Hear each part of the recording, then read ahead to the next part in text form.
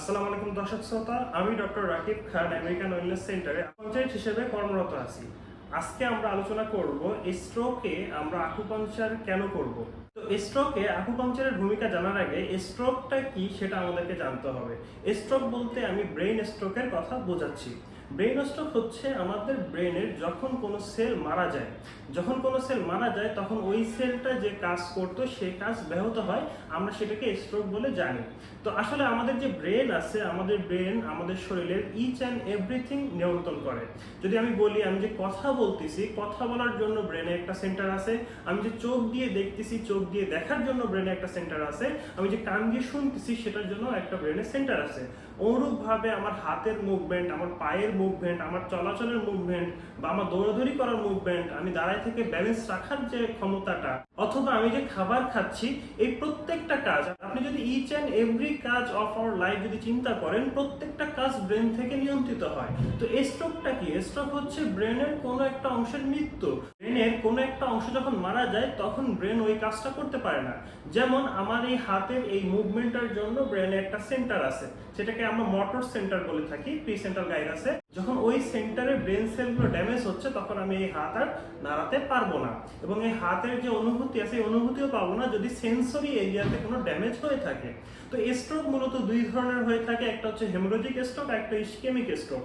Ischemic স্ট্রোকে আমাদের ব্রেনে clot তৈরি হয়, বা ক্লট জমা থাকার কারণে ব্রেনের রক্ত সাপ্লাই যায় না, অক্সিজেন যায় না, গ্লুকোজ যায় না, তখন ব্রেন সেলে ড্যামেজ হয়।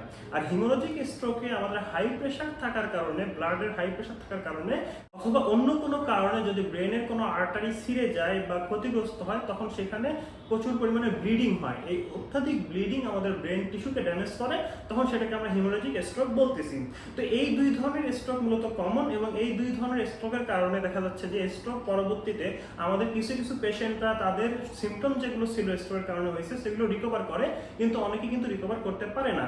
যার ফলে দেখা যাচ্ছে অনেকের ডান পাশ প্যারালাইজ হয়ে গেছে, বা ডান পাশ অবশ হয়ে গেছে, বা একটা হাত প্যারালাইজ হয়ে গেছে, বা সে কথা বলতে পারতেছে না, বা সে শুনতে পাচ্ছে না, বা সে দেখতে পাচ্ছে না, এরকম অনেক ধরনের কমপ্লিকেশন স্ট্রোকে আসতে পারে। তো এই সমস্ত ক্ষেত্রে কিন্তু আমরা আকুপাংচার করতে পারি। কারণ আমরা আকুপাংচার আসলে কি করব? আমরা আকুপাংচার যেটা করব, সাপোজ আপনার ধরেন ডান পাশটা পুরো প্যারালাইজ হয়ে গেছে। তো ডান পাশটা কেন প্যারালাইজ হয়েছে? আমি এতক্ষণ ধরে যে কথাগুলো বললাম, যে ডান পাশটা এই কারণে প্যারালাইজ হয়েছে কারণ ডান পাশটাকে যে ব্রেন সেল নিয়ন্ত্রণ করতো, সেই ব্রেন সেলের ড্যামেজ হয়েছে। তো আমরা আকুপাংচারের মাধ্যমে আমরা পুরো এই ডান সাইডটাকে নিডল দিয়ে ভরে দেবো। নিডল দিয়ে ভরে দিলে কি হবে? নিডলের কাজটা কি? নিডলের কাজটা হলো এখানকার যে পেরিফেরাল নার্ভাস সিস্টেম আছে, বা এই নার্ভগুলো যে মাসেলকে সাপ্লাই দিচ্ছে, সেই মাসেলগুলোকে স্টিমুলেশন করা। আমরা ইলেকট্রো আকুপাংচার ইউজ করব, যার মাধ্যমে কিন্তু এটার এফিকেসি আরো বেড়ে যাবে।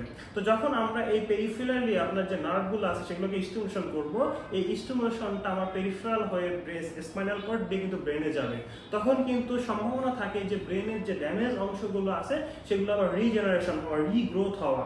যখনই আপনার এই রিজেনারেশন, রিগ্রোথটা হয়ে যাবে, তখন কিন্তু আপনার স্ট্রোক পরবর্তী যে প্যারালাইসিস বলেন বা অবশ থাকা বলেন, সেগুলো কিন্তু থেকে আপনি মুক্তি পাবেন।